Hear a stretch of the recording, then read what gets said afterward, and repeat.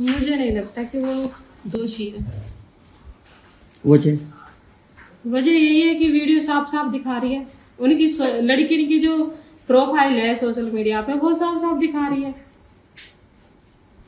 कि ये बोला जा रहा है कि वो दहेज के लिए प्रताड़ित हो रही थी, तो वो भी सब चीज साफ साफ दिखाई जा रही है। दहेज के लिए प्रताड़ित आपको लगता है कि दहेज की मांग की जा रही है? नहीं, मुझे नहीं लगता, क्योंकि उन्हें बिन मांगे सब कुछ दिया जा रहा था यहाँ से, उन्हें क्या जरूरत थी दहेज मांगने की। आपकी दोनों बहनों के साथ कैसे संबंध थे?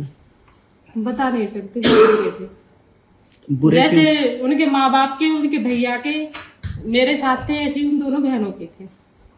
रोहित पीटता था? हाँ जी, सब पीटते थे, सास ससुरे भी पीटते थे, मेरी छुट्टियां पकड़ पकड़ के खींचते थे, खचेड़ के लाते थे सीढ़ियों पे से। दोनों बहनें भी पीटती थी? हाँ जी। क्या फोन भी इस्तेमाल नहीं करने दिया था आपने बताया? हाँ जी, फोन भी नहीं इस्तेमाल। क्यों? घटिया सोच थी उनकी, वो सिर्फ अपनी बेटी को चलाने के लिए, बेटी चला सकती है बहू नहीं चला सकती, बस ये सोचती है उनकी। अभी आप यहाँ कब से हैं? मुझे 14 महीने हो गए। अब क्या सोचा है? बस यही सोचा है कि जैसे निक्की के पिताजी गुहार लगा रहे हैं न्याय की, ऐसे मुझे भी न्याय दिवा दो।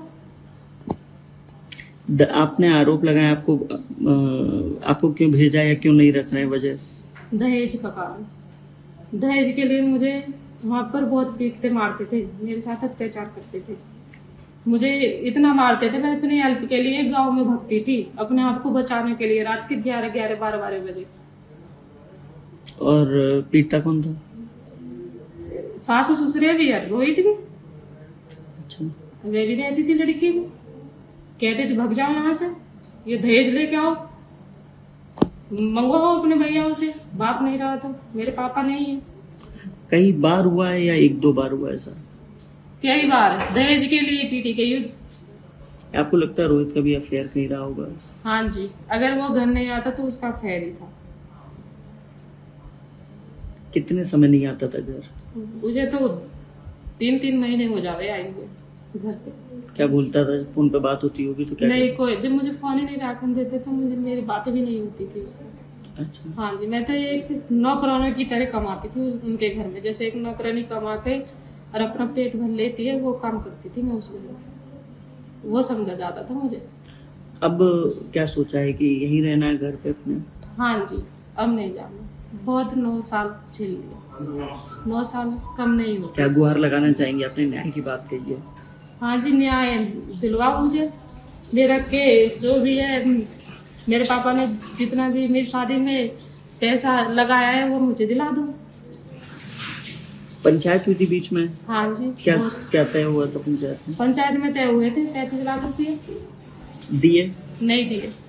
क्या कहते? बस तय हुए थे, दिए ही नहीं फिर हमें।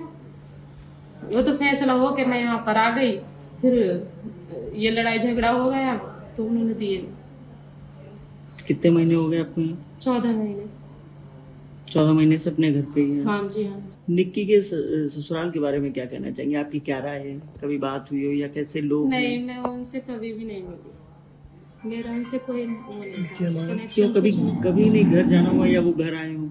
नहीं, एक आध फिर आया था, सोई वो भी पी के आता था, लड़की को लेने आता था, तो ऐसे मेरा कोई कनेक्शन नहीं था। जब विपिन शराब पीता था, ये जानकारी है आपको? हाँ जी, मतलब पी के आया 1-2 बार, तो ये पता है कि वो शराब। उन दोनों के बीच में लड़ाई भी होती थी, वीडियोस भी आए, आपने देखे होंगे। ये हाँ, वीडियोस तो शायद देखे थे, अभी हुई थी एक 2024 में डाली थी उन्होंने कुछ वीडियोस, पार्लर के ऊपर हुई थी। वो पार्लर के लिए मना करते थे, पता नहीं क्या सिस्टम था उनको। मुझे क्या आपको लगता है कि जिस तरीके से समाज में चर्चा है कि पार्लर और इंस्टाग्राम पर रील, ये 2 वजह है मुख्य हत्या की?